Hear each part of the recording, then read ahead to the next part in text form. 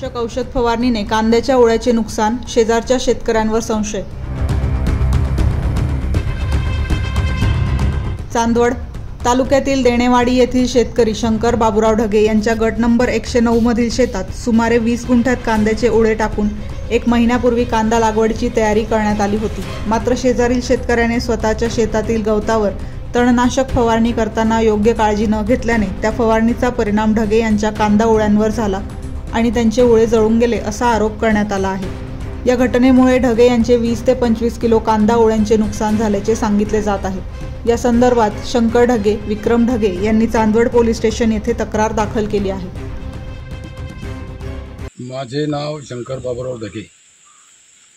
मी माझ्या या शेतामध्ये साधारणतः 20 गुंठ्याच्या आसपास शेत आहे। तिथे मी उळं टाकलं कांदा बियाणे।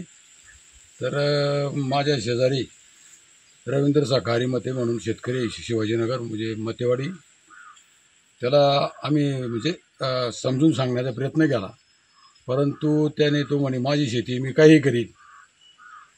अरे म्हटलं हवा खूप आहे, मारू नको।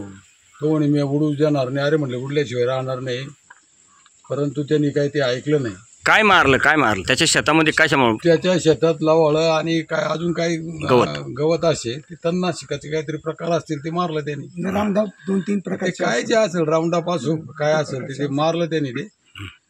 आणि ते पहिल्या दिवशी मारलं, दुसऱ्या दिवशी मारलं आणि लगातार तिसऱ्या दिवशी मारलं त्यांनी 2-2 तुकडे मिळून। तर ते संपूर्ण जवळजवळ माझं ओळं गेलंच आहे।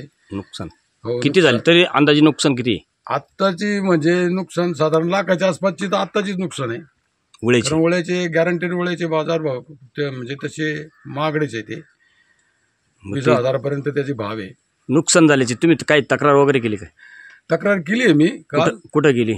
चांदवड पोलीस स्टेशनला। बर ते येणार आहे चौकशीला। आता कधी आता काय आता तो भाग वेगळा आहे, त्यांची मर्जीचा भाग आहे।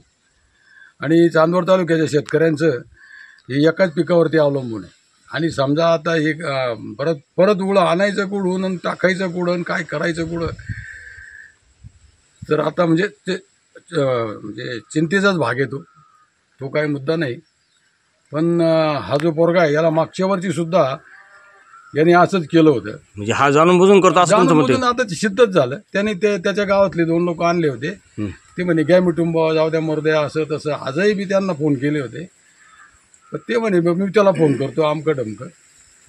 तर तो त्याचा शासनाने बंदोबस्त केला पाहिजे आणि माझ्या नुकसान भरपाई सुद्धा त्याचाच विचार झाला पाहिजे। काय नाही, विक्रम बाबूराव ढगे माझं नाव आहे। तर आमच्या शेतात तिथं वारं भयंकर चालतो।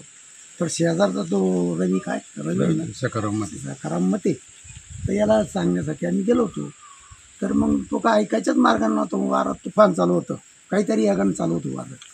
तर आता शेजारी 1 फुटाचा अंतर आहे बांधाचा। तेव्हा त्याला म्हणलं हो ते सर्टिफिकेट होईल त्याच्यावर काहीतरी, आणि झालंच आहे। हां झालाच आहे। तर त्याला आम्ही काय केलं? त्याने केलं काय? त्याला राऊंडअप 2-3 प्रकारचे औषध आता दुकानदार देतात त्या, तर येणं खात्मा होऊन जाईल बा। सांगा ते गवत मरून गेलं तेव्हा इकडे याच्यावर उडलं हे राहील का? म्हणून त्याला ताकीद दिली। मग भाऊन आता ती शीट कंप्लीट द्यायला वाटतं पोलीस स्टेशनला। किती नुकसान झाले साधारण तुमच्या? साधारण तरी लाखाच्या आसपास नुकसान। ती पुढची जर म्हणली कांदे तर 5 लाखाचे जवळजवळ त्याच्यातून आपल्याला उत्पन्न घडलं असतं। म्हणजे शेवटपर्यंत कांदे 5 लाखापर्यंत 6 लाखापर्यंत तेवढं उत्पन्न झालं असतं। ते चुकीचं काम केलं ना त्यानं। असं नाही करू। शेजारचं जरी माणूस असलं ना, शेजारच्या माणसाची कधी बी दखल घेतली पाहिजे ना।